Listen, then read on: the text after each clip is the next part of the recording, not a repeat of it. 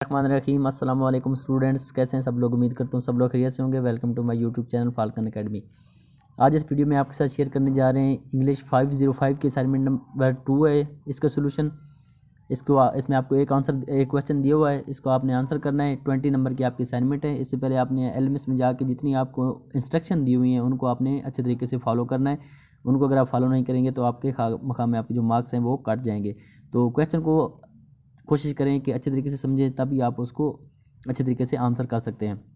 तो क्वेश्चन को समझें और फिर उसको अपनी वर्डिंग में चेंज करके लिखें। जो मैंने आपके लिए एक आइडियल सोल्यूशन दिया है, इसको हूबहू कॉपी आपने नहीं करना, बल्कि आप इसको देख के आइडिया ले सकते हैं और उसके अकॉर्डिंग आप असाइनमेंट बना सकते हैं। तो चलते हैं जी क्वेश्चन की तरफ। क्वेश्चन से चलने से पहले तो तमाम दोस्तों से गुजारिश है चैनल को भी सब्सक्राइब कर लिया करें। तो चलते हैं जी क्वेश्चन की तरफ। क्वेश्चन है जी, language anxiety is defined as the feeling of unease, nervousness और apprehension experience in the learning और यूजिंग अ सेकंड और फॉरेन लैंग्वेज। कि लैंग्वेज एंग्जाइटी की बात कर रहा है कि भाई लैंग्वेज एंग्जाइटी क्या होती है, उसकी उसने डेफिनेशन दी हुई है कि ये एक फीलिंग होती है नर्वसनेस की या अनईज सिचुएशन होती है। ये जब आप किसी लैंग्वेज क्लासरूम के अंदर कोई भी सेकंड लैंग्वेज या फॉरेन लैंग्वेज सीख रहे होते हैं तो आपके अंदर एक डर होता है, एक खौफ होता है, एक लैंग्वेज कोई भी अदर लैंग्वेज सीखने का एक जो डर होता है उसको हम लैंग्वेज एंग्जाइटी कहते हैं। ये उसकी डेफिनेशन है। तो आपको डेफिनेशन समझ आ गई। आगे जी, describe 5 different ways you as a learner can reduce learning anxiety in the classroom. आपको वो लर्निंग लैंग्वेज एंग्जाइटी की तारीफ बताने के बाद आपसे वो डिमांड कर रहा है कि आप फ़र्ज़ करें आप स्टूडेंट्स हैं, आप कोई भी सेकंड लैंग्वेज या फॉरेन लैंग्वेज सीख रहे हैं और आप क्लासरूम के अंदर हैं, तो आप ऐसे 5 तरीके बताएं जिनकी वजह से, जिनको फॉलो करते हुए आप जो लैंग्वेज एंग्जाइटी है उसको आप इग्नोर कर सकते हैं या उसको आप ओवरकम कर सकते हैं या उसको आप ख़त्म कर सकते हैं या उसको आप कम कर सकते हैं। तो वो 5 तरीके आपने बताने हैं। तो चलते हैं जी इसके आंसर की तरफ। आंसर को आपने हूबहू नहीं कॉपी करना, बल्कि आपने इसको अपनी वर्डिंग में चेंज करके लिखना है। जो आंसर है जी, as we know that language anxiety is the feeling of fear in the learning of any second और foreign language.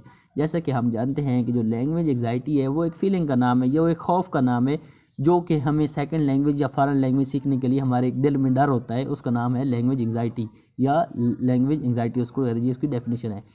So as a learner of second language और foreign language we can adopt following 5 strategies या following 5 ways to overcome my anxiety in the language classroom। तो हम as a second language learner या foreign language learner ये जो following 5 तरीके बताए हुए हैं, 5 स्ट्रेटजीज़ आपको बताई हुई हैं, इनको हम फॉलो करके जो लैंग्वेज एंग्जाइटी है उस पर हम काबू पा सकते हैं या उसको हम ख़त्म कर सकते हैं।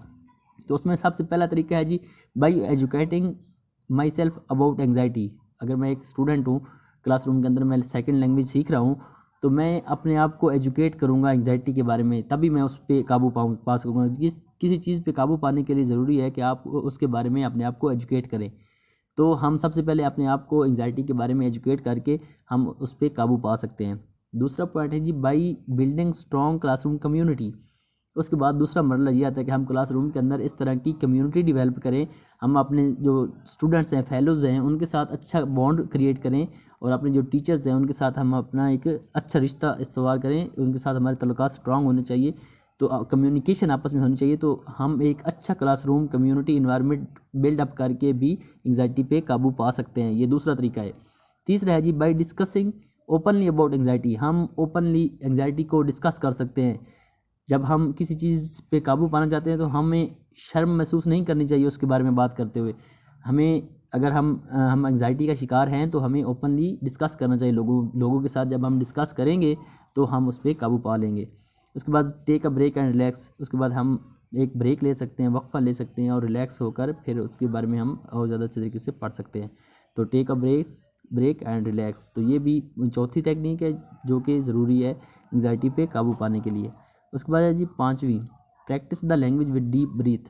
हम ज़्यादा प्रैक्टिस कर सकते हैं, जितनी ज़्यादा हम प्रैक्टिस करेंगे लैंग्वेज की उतनी ज़्यादा हम जो एंग्जाइटी हमारी वो ख़त्म होगी, जो हमारा खौफ है वो कम होगा।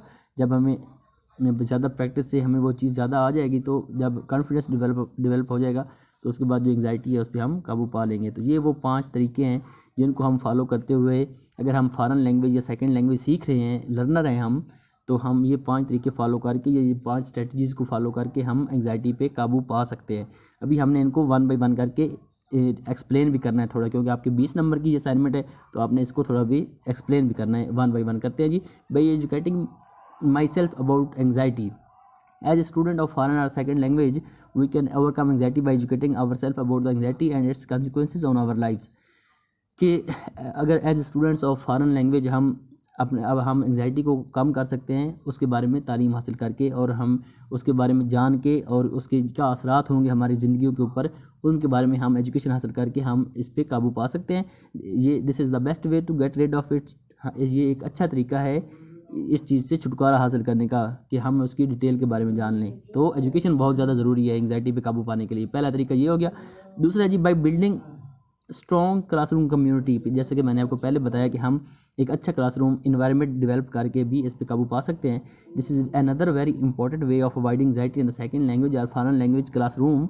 We can overcome anxiety by creating strong bonds with our peers and teachers. हम एक अच्छे बॉन्ड्स बना सकते हैं अपने फेलोज़ के साथ और अपने टीचर्स के साथ, जिसके ज़रिए हम एंग्जाइटी पे काबू पा लेंगे एक अच्छा क्लासरूम इन्वायरमेंट को डेवलप करके.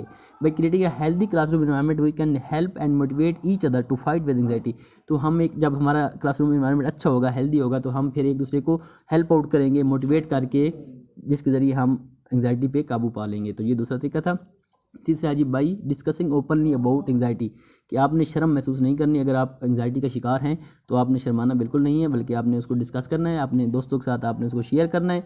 जब आप लोगों के साथ डिस्कस करेंगे तो वो आपकी हेल्प करेंगे, फिर आपको फिर भी इस तरीके से भी आप एंग्जाइटी पे काबू पा सकते हैं.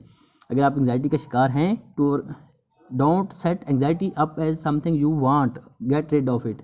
तो एंग्जाइटी को आपने अंदर अंदर नहीं दबाना, बल्कि आपने उसको डिस्क्राइब करना है, डिस्कस करना है लोगों से. जब तक आप डिस्कस नहीं करेंगे आप उससे छुटकारा हासिल नहीं कर सकते. एंग्जाइटी से छुटकारा हासिल करने के लिए ज़रूरी है कि आप उसको अपने पेयर्स के साथ ओपनली उसके बारे में बात करें. तो ठीक हो गया. Don't feel shy, talk about anxiety.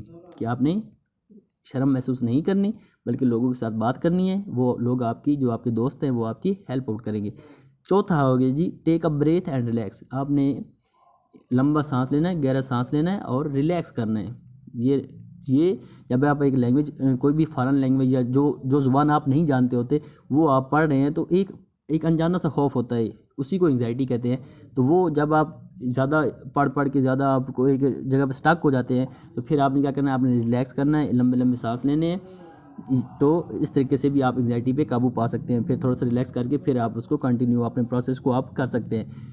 Being out in nature, आपने मतलब जब आप ज़्यादा परेशान हो जाते हैं या एक जगह एक चीज़ से आप थक जाते हैं, तो फिर जब आप लंबे लंबे सांस लेते हैं, जो फ्रेश ऑक्सीजन अंदर ले जाते हैं, तो उससे भी आपका जो दिमाग है वो फ्रेश हो जाता है. तो ये भी एक अच्छा तरीका है एंग्जाइटी पे काबू पाने का. तो ये चौथा तरीका हो गया. पांचवा और लास्ट है जी, practice the language with deep breath. आपको पता है किसी भी चीज़ को सीखने के लिए उसकी ज़्यादा से ज़्यादा प्रैक्टिस करने की ज़रूरत होती है.